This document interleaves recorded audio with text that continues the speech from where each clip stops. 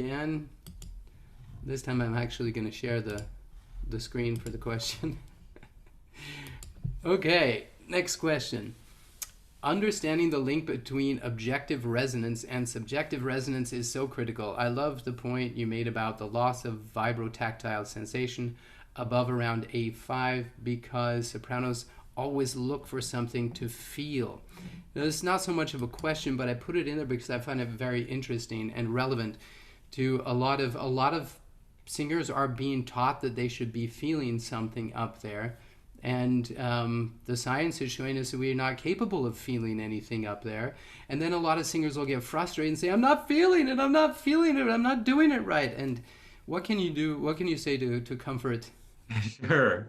So it's like sorting out what we can feel in that moment, like what and the way, and I see this happen for non-treble singers especially as they're learning how to sing like really elite second resonance strategies where a whole bunch of the sensation drops out as they switch into that strategy. It's a very odd feeling to feel like the bottom just falls out all of a sudden.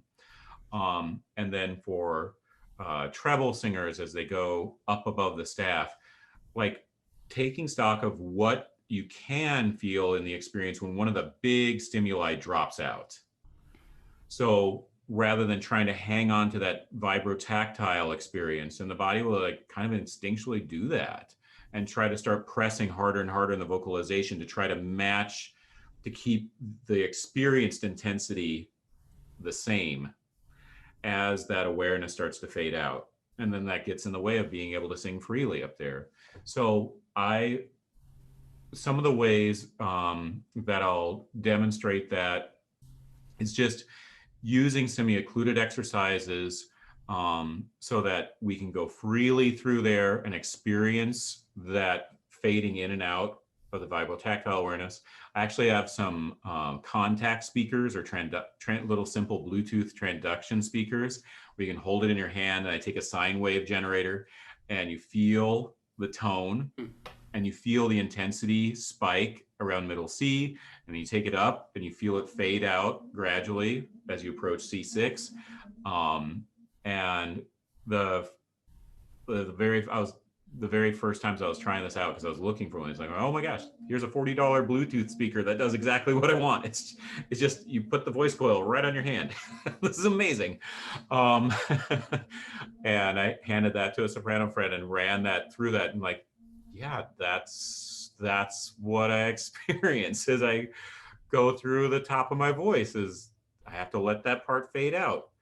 And so part of it is reassuring and helping people navigate that change in sensation as they go up, and then help reassure them about what the result was, that it was still a full tone, even though on the inside it felt like it was lacking something that they experienced in their lower range.